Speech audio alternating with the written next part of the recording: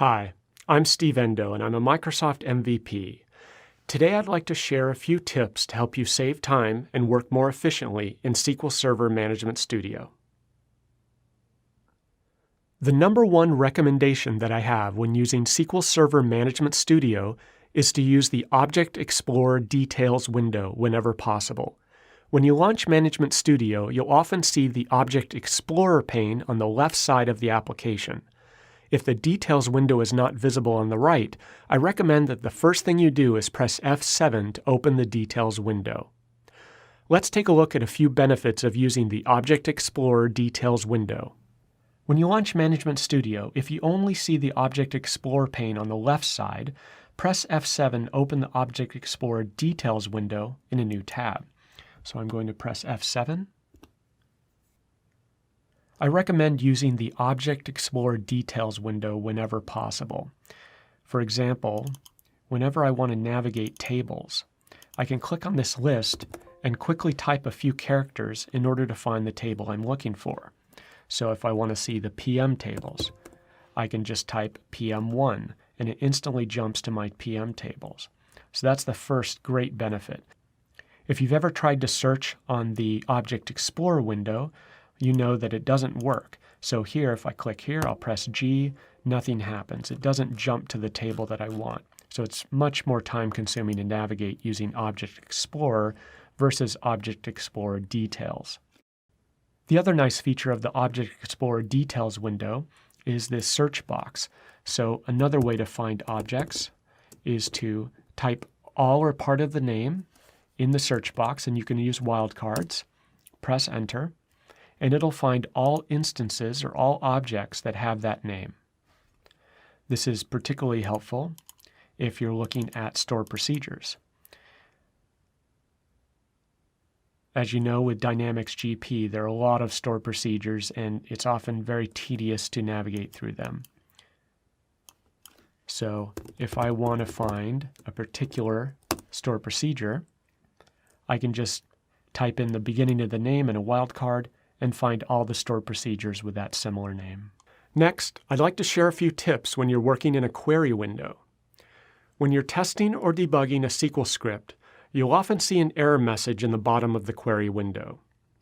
Let's look at two tips that can help you save time when you see these messages. If you're debugging a large or complex query, you'll sometimes get error messages in the bottom of the query results window. And so you see I have several here. One nice trick is that you can double-click on each of the error messages, and it'll take you directly to the line in the SQL query that's generating the error. Management Studio also has a related option to help you navigate your query based on line numbers. So if you click on Tools, Options, and if you expand the text editor, you can do it by language, but here I'm going to choose all languages, and I'm going to enable line numbers. When I click OK, you'll see that I have line numbers down the left side of the query. And so here, this is telling me that the error is on line 136, and sure enough, on 136, it doesn't recognize that parameter. Now, let's take a look at some ways to save time when working with query results.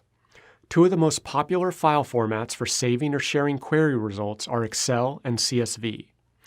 SQL Server Management Studio has two nice features that will help you save your query results in those formats. Let's look at those features. So a fairly common task that you'll perform in SQL Server Management Studio involves taking your output result set and sending it to someone else or saving that data. And oftentimes this involves copying the data in your results down here and pasting it into a file. And you can press Control-A to highlight all of your results and copy it, and then, for instance, paste it into Excel. But the problem here is that you don't have column headers. It's just the raw data. So there is the feature here to highlight all of your data, right-click, and choose the Copy with Headers feature, or Control-Shift-C. And this is usually much more helpful when you're pasting your data into a file such as Excel. And so you can bold that, you can underline it, and then you can reformat your columns, and it looks much more presentable in Excel format. So you may have a situation where you want to output your query results directly to a text file. SQL Server has an option to help with that process. So under Tools, Options, under the Query Results SQL Server Results to Text settings page, you'll notice this Output Format option. Normally this is set to column aligned for a text output format, but you do have the option to choose comma delimited, tab delimited, space delimited, or even a custom delimiter. So if we choose comma delimited here, I will change the output results to text, rerun the query, and you'll notice that the output results are comma delimited, but be careful here, this is not a true CSV format. So although the field values are separated by commas, if there is a comma within a text field, it will not have apostrophes around the text value. So it won't necessarily be parsed properly by a CSV parser. So in those cases, comma delimited may not be the greatest choice for this output if there is the chance that a comma may be in your text values. However, it would be great for tab delimited format, as the tab delimited file format won't be bothered by commas. So that's an option for your output format directly to text. And there are some situations where pasting the data into Excel will cause your leading zeros in certain fields to be lost. So there is a benefit of using this approach rather than copying and pasting your data into Excel and saving it from there. My last tip relates to using Management Studio on a high DPI display. If you have a 4K monitor, or if you have a Microsoft Surface Pro, you may have noticed that Management Studio windows sometimes have inconsistent font sizes, or the text or buttons don't display properly. This is generally called a scaling issue, and it affects many applications that haven't been updated to work with high DPI displays. Fortunately, there's a workaround for this issue, and it involves what is called an external manifest file and bitmap scaling. That sounds pretty technical, but the good news is that you don't need to understand any of the details. You just need to copy a file. Let's take a look at how to fix the scaling issue. So this is Management Studio running on my Surface Pro 4. And you'll notice over on the left in Object Explorer, the folders are very small. If I right-click on my server, go to Properties, you'll see that things look kind of squished. This text here is cut off, the icons here are very small, and I can resize some of this, but some of this I cannot resize and cannot see the text. So you can see the scaling issues and some of the fonts aren't quite right. So to fix that, we're going to do two things. We'll close SQL Server Management Studio, and this is the blog post that explains this process. This is on SQLServerCentral.com, and it talks about SSMS and high DPI displays.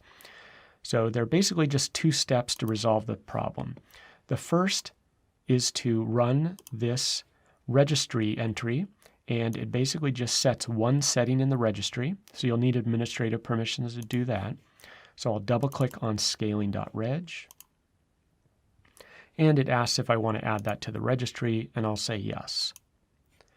And then next, I have a manifest file here. And the manifest file just has a bunch of settings that tell Windows to use bitmap scaling for the application. And you'll notice this file is named ssms.exe.manifest. It matches the name of the executable. I already have a copy of that manifest file in my Program Files x86 SQL Server Tools Bin Management Studio directory. And so I'm just going to rename that so that it is ssms.exe.manifest. And now I'm going to relaunch SQL Server Management Studio. And you may notice that the splash screen is sized slightly differently, and the proportions are a little different after restart. And you'll notice that my folders are appearing properly here. They look much better.